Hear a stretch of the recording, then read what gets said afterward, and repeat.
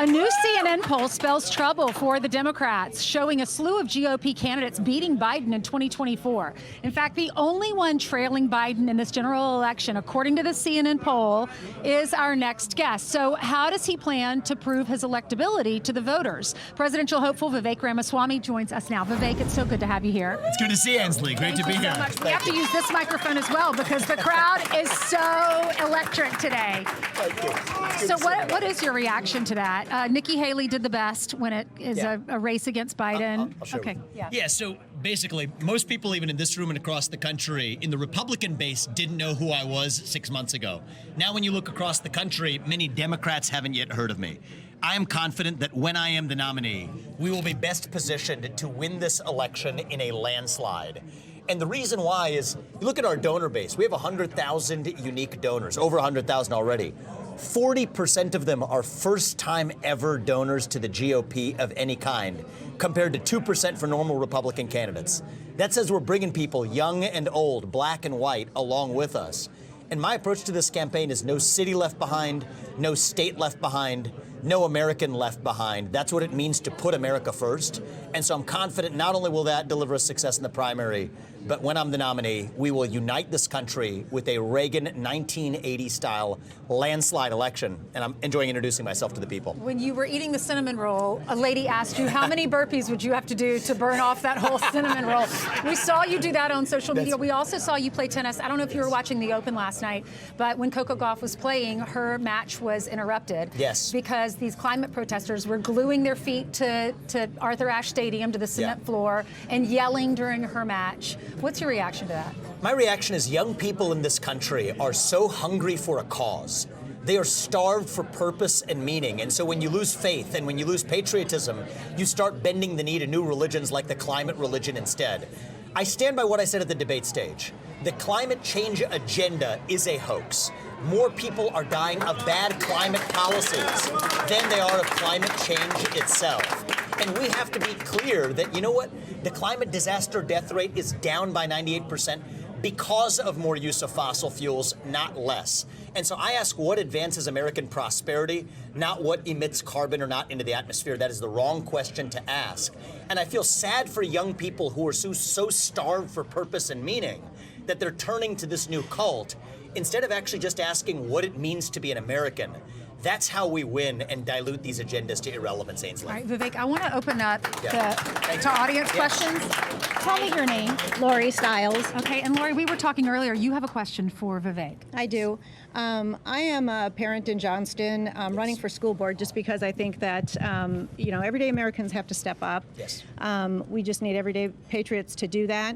I feel like everyday patriots went to Washington January 6th to protest something that they thought was awry, and many of them are behind bars without due process.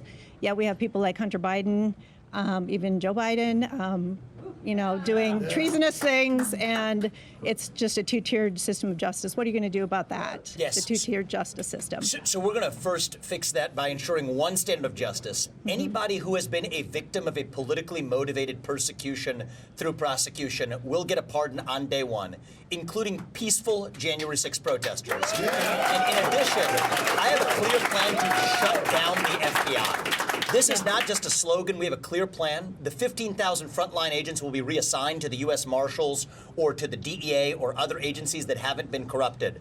But a lot of the root cause of that corruption is the FBI, and we have a very pragmatic plan to shut it down and reorganize those functions in a much more high-integrity way. That's how we restore the rule of law. All right. I think we have another question for you, Vivek. Tell me your name, please. Hi, my name is Terry, and I know that you have young kids, and I know that we're all kind of concerned about the state of education. If you could just share some of your thoughts on that, be it the Department of Education or teachers' unions. Absolutely, and I say this as the father of two sons, a 3-year-old and a 1-year-old. I don't want them to grow up in a country where our educational system is more about protecting teachers' unions than it is actually about educating our kids. The head of the snake is the U.S. Department of Education. We will get in there and shut it down. Take the $80 billion, put it back in the hands of parents across this country, and then end the teachers' unions so public schools can actually compete with private schools. Here's what else I'll say is, If you're going to teach it in the classroom, you better put it on the internet. Yes. And if you don't want to put it on the internet, then you shouldn't be teaching it in the classroom. And we also need civic education in this country. And this is personal to me. I think every high school student who graduates from high school should be able to pass the same civics test that every immigrant is required to pass in order to become a citizen of this country. Young people have to know something about the country in order to be proud of it. And I'll tell you, education also begins with the family, and I know you know this well. I had the ultimate privilege of 2 parents in the house with a focus on education. I didn't grow up in money, but that's the privilege I had. 25% of kids today are born into a fatherless home. And I think the federal government is creating that by paying single mothers often more money not to have a man in the house than to have a man in the house. So education starts in the family. We need to stop paying for something other than the nuclear family. That's how we actually restore education, where it begins with the nuclear family, the greatest form of governance known to mankind. I stand for that without apology. Thank you. I think we have a few more questions. Yes, sir. Hi, tell me your name. Mike? And Mike, do you have a question? Yeah, how are we going to keep the Chinese from coming over here and buying farm ground? Yes. And keeping our fuel prices low? So here's the main problem in our country today. We depend on our enemy, Communist China, for our modern way of life. From the shoes on our feet to the phones in our pockets.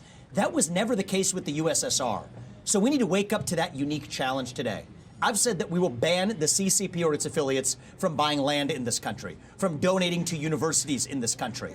I will sit across the table from Xi Jinping and say, you know what? Until you play by the same set of rules, we're not even going to let U.S. companies expand into the Chinese market. No more data theft, IP theft, intellectual property theft, or forced data transfers. We're done with it. Now, I'll tell you one other thing. That was a Chinese spy balloon. If that had been a Russian spy balloon, you know what we would have done?